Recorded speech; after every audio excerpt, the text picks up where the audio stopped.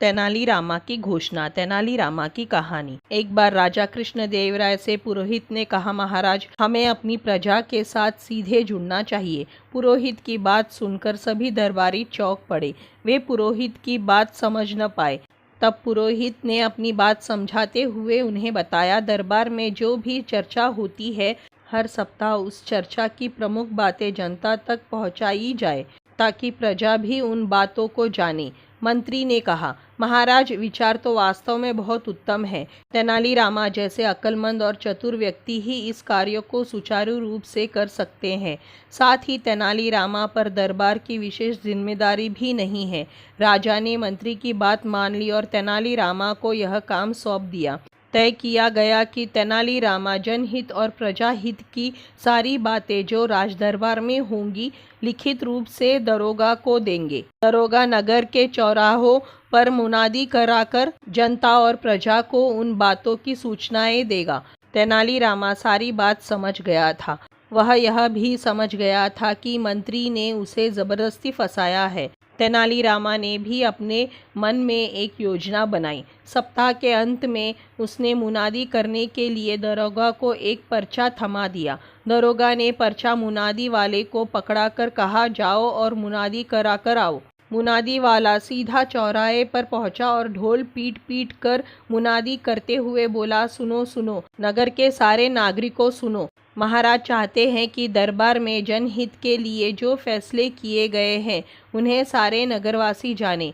उन्होंने श्रीमान तेनालीरामा को यह कठिन कार्य दिया है। हम उन्हीं की आज्ञा से आपको यह समाचार सुना रहे हैं। ध्यान देकर सुनो। महाराज चाहते हैं कि प्रजा के साथ पूरा न्याय हो, अपराधी को दंड मिले। इस मंगलवार को राज दरबार में इसी बात को लेकर काफी गंभीर चर्चा हुई। महाराज चाहते थे कि पुरानी न्याय व्यवस्था की अच्छी और साफ सुथरी बातें भी इस न्याय प्रणाली में शामिल की जाए। इस विषय में उन्होंने पुरोहित जी से पौराणिक न्याय व्यवस्था के बारे में जानना चाहा, किंतु पुरोहित जी इस बारे में कुछ न बता सके, क्योंकि वे दरबार में बैठे ऊँघ रहे थे। उन्हें इस दशा में देखकर राजा कृष्णदेवराय को गुस्सा आ गया। उन्होंने भरे दरबार में पुरोहित जी को फटकारा। आज सीमाओं की सुरक्षा पर राज दरबार में चर्चा हुई, किंतु सेनापति उपस्थित न थे।